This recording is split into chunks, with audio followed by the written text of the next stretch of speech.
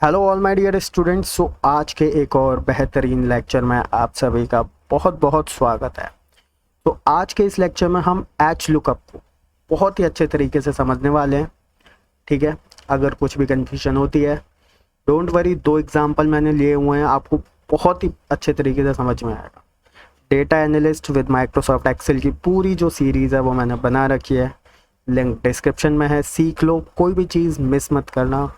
कुछ क्वेश्चन है मन में, कमेंट करो, मैं आपके लिए बैठा ही हुआ हूँ।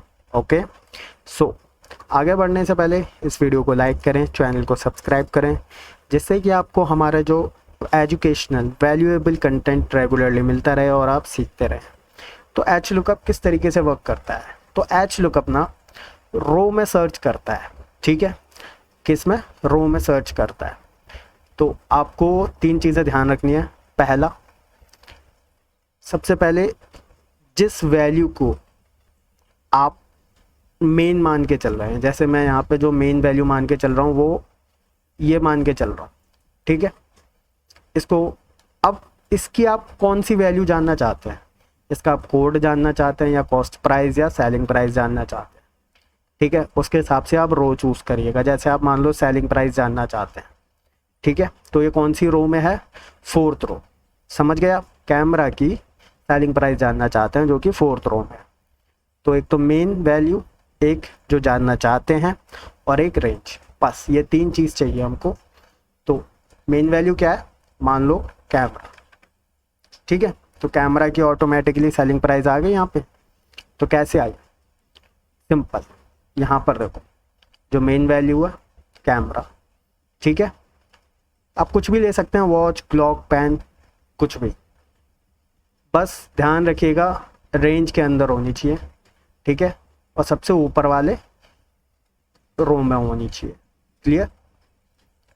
उसके बाद कॉमा लगा के क्या जानना चाहते हैं? आप जानना चाहते हैं सेलिंग प्राइस, जो कि कौन सी रो में है? फोर्थ रो में है। 1 2 3 4, तो 4 दिया, कॉमा लगा के 0, टिक लगाया, आ गया। अब आप यहाँ पे पेन लिखेंगे तो भी आ जाएगा, क्योंकि रेंज हमने दी हुई है।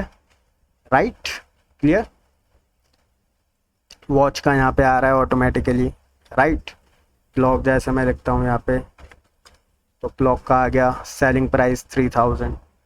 ओके, सो इस तरीके से ये पूरा वर्क करता है। मान लो आप यहाँ पे कॉस्ट प्राइस जानना चाहते हैं, मान लो, तो अब आपको यहाँ पे क्या करना पड़ता? मेन वैल्यू है पेन। ठीक है, मतलब फर्स्ट वाले जो रो है उसकी, तो हमको यहाँ पे कॉस्ट प्राइस जाननी है ना, तो थर्ड वाला जो है वो रो हमको देना पड़ेगा। तो पेन की थर्ड वाली रो में वो वैल्यू देखेगा, आगे कॉस्ट प्राइस 500। ऐसे ही यहाँ पर भी हमको थर्ड वाला रो देना पड़ेगा, कॉस्ट प्राइस। क्लियर? चलिए अब ये सेकंड एग्जांपल समझते हैं।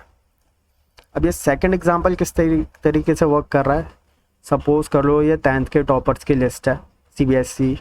ठीक है, 2010 के 11 12 13 14। रोहन ने किया था आगरा से, ये फ़ोन नंबर है, ये परसेंटेज है। ये ऐसे ही 2011 का, 12 का, 13 का और 14 का।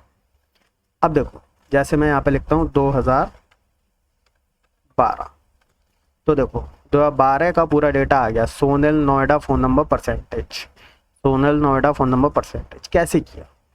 देखो सिंपल, जैसा कि मैंने बोला, सबसे पहले मेन वैल्यू, ठीक है, जिसके बेसिस पर आप सर्च करना चाहते हो, जो कि फर्स्ट वाली रो में होनी चाहिए, सबसे ऊपर वाले।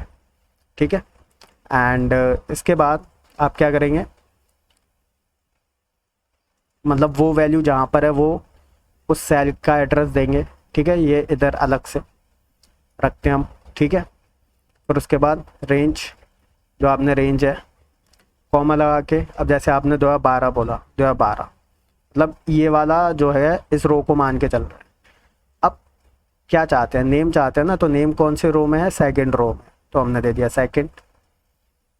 एग्जैक्ट वैल्यू के लिए 0। क्लियर?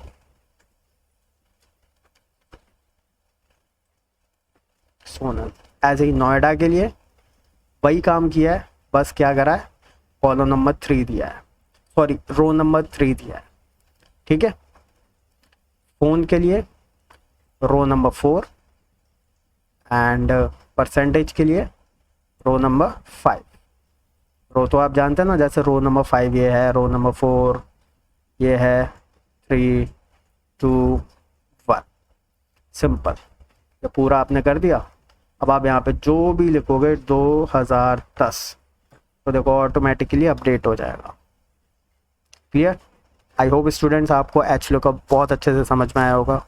कनेक्टेड रहिएगा, जुड़े रहिएगा। पूरा डेटा एनालिस्ट का कोर्स अवेलेबल है, चेक ज़रूर करें एक बार। ओके, चलिए मिलते हैं नेक्स्ट लेक्चर में।